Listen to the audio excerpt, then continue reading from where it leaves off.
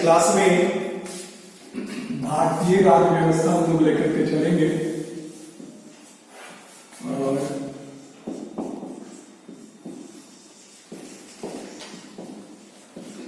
राज्य व्यवस्था से संबंधित कुछ बातों को फोकस करेंगे। बहुत सारे क्वेश्चंस जो आपके एग्जामिनेशंस में आते हैं उसको बिल्कुल सरल तरीके से आपके सामने रख रहे हैं। राज्य व्यवस्था दो ढंग से आप समझ सकते हैं। पहले तो हम लोग इसमें लेंगे संविधान, दो मुख्य सरल बातें होंगी और इस संविधान के अनुसार हमारे यहां शासन करने वाली हमारी सरकार। ये दो पार्ट हम लोग लेकर के चलेंगे। संविधान में अगर देखें तो पहला तो होगा संवैधानिक प्रणाली, यानी संविधान होते कितने तरह का।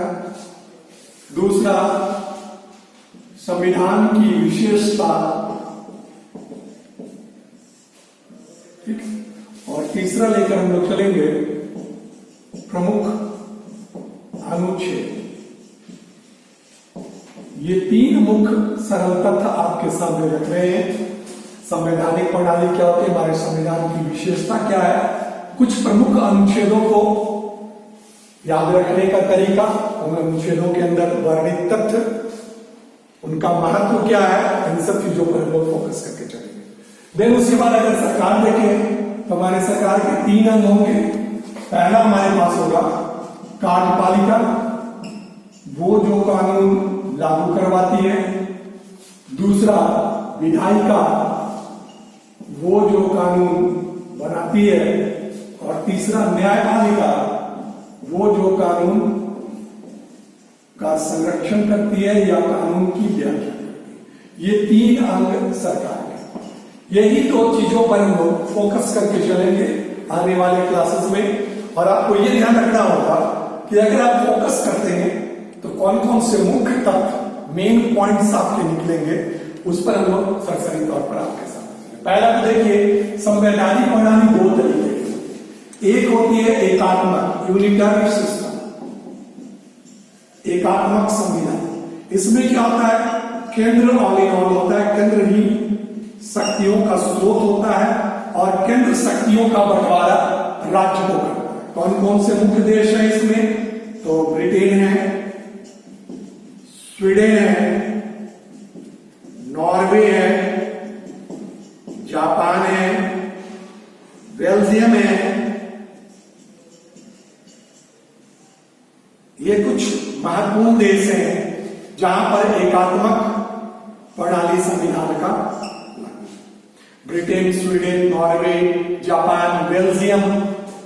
और दूसरी प्रणाली जो होती है उसे हम लोग कहते हैं परिसंघात्मक। ये फेडरल सिस्टम।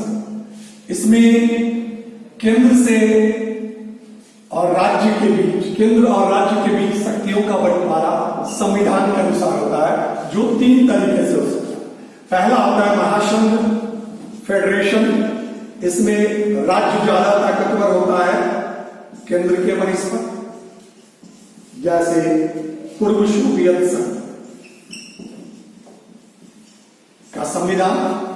दूसरा आपके पास होता है वो है संघ, यूनियन सिस्टम। इसमें केंद्र ज्यादा ताकतवर होता है राज्य के वरिष्ठ, जैसे हमारा देश भारत। और तीसरा भाग इसका होता है परिसंघ। इसको फेडरेशन कहते हैं, फेडरलिज्म के नाम से जाना जाता है। इसमें केंद्र और राज्य बराबर होते हैं, शक्तियों का बंटवारा केंद्र और राज्य के बीच में संविधान के द्वारा बराबर होता है, जैसे यूएस। तो हमारे यहाँ मुख्यतः संघीय प्रणाली है, लेकिन कुछ एकात्मक सिस्टम है, जैसे नागरिकता हमारी एकात्मक है। तो हमारे यहाँ एक शब्द इस्तेमाल होता है क्वासी फेडरल। हमारा संविधान कैसा है, तो अर्धसंघीय। ये संवैधानिक प्रणाली से कुछ बात है। हमारे संविधान की विशेषता क्या है, तो विशेषताओं की बात अगर हम करें सबसे पहले हमारा संविधान दुनिया का सबसे बड़ा लिखित संविधान है। मूल संविधान में 22 भाग, 8 अनुसूचियां तथा 395 अनुच्छेद थे। वर्तमान संविधान में 22 भाग, 12 अनुसूचियां तथा 464 से अधिक अनुच्छेद है। यह दुनिया की सबसे बड़ी लिखित संविधान है। संविधान की जननी ब्रिटेन को माना जाता है, हालांकि लिखित संविधान का जनक यूएसए को माना जाता है।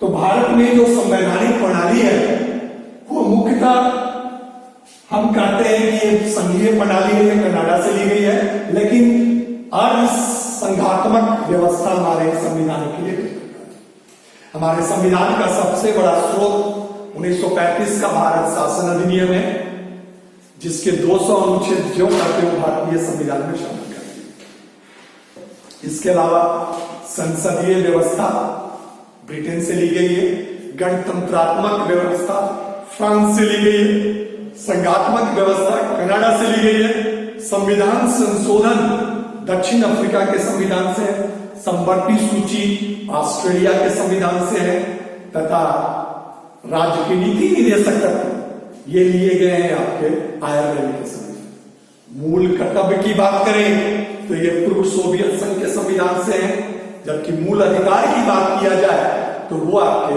यूएसए के संविधान से लिए गए। ये कुछ महत्वपूर्ण स्रोत है।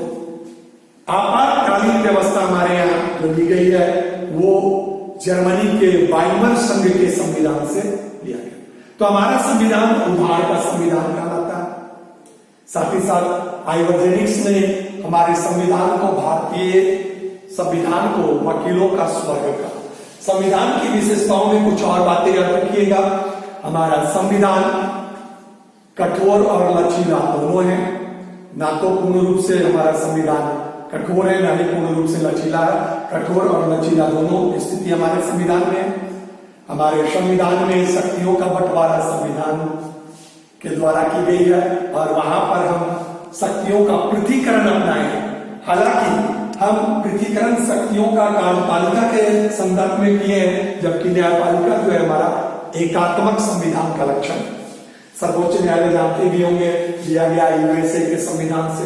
सर्वोच्च न्यायालय का अभिलेखीय न्यायालय होना यूएसए के संविधान से लिया गया। प्राणियों में दैहिक स्वतंत्रता की बात किया जाए तो ये जापान के संविधान से लिए गए। ऐसे कुछ महत्वपूर्ण तथ्य हैं आपके विशेषता। हमारे संविधान के निर्माण के लिए कैबिनेट मिशन एक आयोग अंग्रेजों के द्वारा लाया गया था। उसमें संविधान सभा का निर्वाचन हुआ था, जिसकी पहली बैठक 9 दिसंबर 1946 से हुई। पहली बैठक की अध्यक्षता किया गया था डॉक्टर सच्चिदानंद सिन्हा ने। तो डॉक्टर सच्चिदानंद सिन्हा पहली बैठक के अध्यक्षता अस्थायी अध्यक्ष कहे जाते हैं, जबकि डॉक्टर राजेंद्र प्रसाद अस्थायी अध्यक्ष। वैदिक मामलों में संविधान की अध्यक्षता मावलंकर के द्वारा की जाती थी। संविधान के उपाध्यक्ष एच.सी. मुखर्जी हैं। और ध्यान रखेंगे, संविधान के संवैधानिक पद जो था उसमें संवैधानिक सलाहकार के रूप में संविधान में बी.एन. रॉय की नियुक्ति हुई थी। बी.एन. रॉय संविधान के ड्राफ्ट निर्माता बने। ड्राफ्ट संविधान का कच्चा लिखने का वही भी का काम है। इसके अलावा राम बहौर की बात किया जाए और साथ ही साथ अगर आप चर्चा करें नंदलाल बोस की, तो उन्होंने संविधान की चित्रकारी की। मूल संविधान का जो प्रारंभिक पृष्ठ है उसमें राम दरबार दिया गया है, जबकि नीति निदेशक तत्वों में गीता का उपदेश देते हुए कृष्ण का जो कुरुक्षेत्र में जो चित्र है वो डाला गया। ये मूल संविधान में आपका चित्रकारी की गई। क्योंकि संविधान का चित्रकार मैंने राम मनोहर के बोहर राम की बात किया, साथ ही साथ आपके नंदलाल बोस तथा इसके अलावा एक टीम और आई थी जो कि टीम रिलेटेड थी आपके विश्व भारती विश्वविद्यालय शांति निकेतन से। उन्होंने संविधान की चित्रकारी की। श्याम बिहारी रायजादा संविधान में पांडुलिखन करने का काम किए थे। आपके संविधान सभा का चिन्ह जो था वो आपके संविधान सभा में कुल 389 सदस्य चुन करके आए थे, जिनमें से 292 सदस्य प्रांतों से चुन करके आए थे, 93 सदस्य देशी रियासतों से थे, जबकि 4 सदस्यों की नियुक्ति की गई थी कमिश्नरी क्षेत्र से वायसराय के। ये संविधान सभा में कुछ तत्वों की बात करें। संविधान सभा विभाजन के बाद टोटल 299 सदस्य रह गए भारत में, बाकी 90 सदस्य पाकिस्तान चले गए। जबकि जब संविधान लागू हुआ उस समय जीवित सदस्यों की संख्या 297 थी और संविधान पर हस्ताक्षर करने वाले सदस्यों की कुल संख्या 284। हमारा संविधान का अनुच्छेदों के दृष्टिकोण से देखा जाए तो सबसे बड़ा भाग 5 है, जिसमें अनुच्छेद 52 से लेकर 151 तक दिए गए, जो कि संघ से रिलेटेड। आपका अनुच्छेद 19 असाधारण रूप से आपके संविधान का सबसे लंबा अनुच्छेद है, जिसमें स्वतंत्रता, वाक्य की स्वतंत्रता की वाक्य कही गई है। भारतीय संविधान की आत्मा या कुंजी प्रस्तावना को कहा जाता है। साथ ही साथ ध्यान रखेंगे, अगर भीमराव अम्बेडकर के अनुसार पूछा जाए तो उन्होंने अनुच्छेद 32 संवैधानिक उपचारों के अधिकार से संबंधित है, जिसमें 5 प्रकार के रिट जारी करने की बात की गई है, उसे उन्होंने संविधान की आत्मा कहा। क्लियर हो रही है? ये संविधान के कुछ प्रमुख विशेषताओं से रिलेटेड तथ्य हैं। इसके अलावा हमारा संविधान पूर्ण रूप से व्याख्यित है। हमारे यहाँ संविधान की सर्वोच्चता है, जबकि संसदीय व्यवस्था जो हमने लिया है ब्रिटेन से, तो ब्रिटेन में संसद की सर्वोच्चता है, हमारे यहाँ संविधान की सर्वोच्चता है। हमारा संविधान एकात्मक और संघात्मक दोनों का मिला जुला रूप है। यह संविधान के कुछ विशेषताओं से संबंधित बात है। आप प्रथम नागरिक की बात करें तो राष्ट्रपति को बनाया गया। हम गणतंत्र इसलिए कहे जाते हैं कि हमारे राष्ट्राध्यक्ष जो होते हैं वो निर्वाचित होते हैं।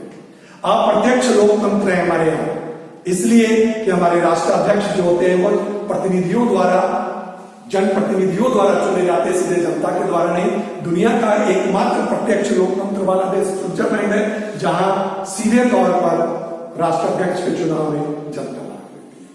ये कुछ महत्वपूर्ण तथ्य या विशेषता है हमारे संविधान में।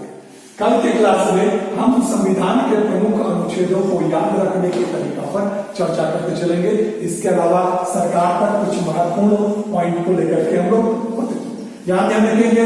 अनुच्छेद 1 से लेकर 395 और भाग 1 से लेकर 22 तक याद रखने के तरीकों पर हम चर्चा करेंगे, जहां आप खेल खेल में अनुच्छेदों को याद रखने के तरीका सीखेंगे। तो कल का क्लास जो हमारा फोकस होगा वह इसी पर होगा, जिसमें हम प्रमुख अनुच्छेदों को लेकर के चलेंगे। Okay, thank you.